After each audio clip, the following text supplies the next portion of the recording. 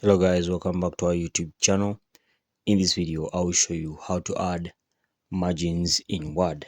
So this is my Word document. To add margins, come to layout over here, then tap on margins on the drop down arrow. Now choose the type of margins you want.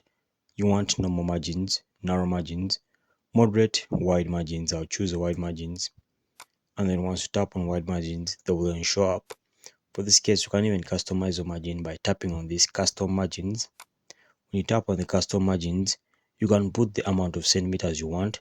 For example, on top here, I want 4 centimeters, and then on the left, I want 7 centimeters.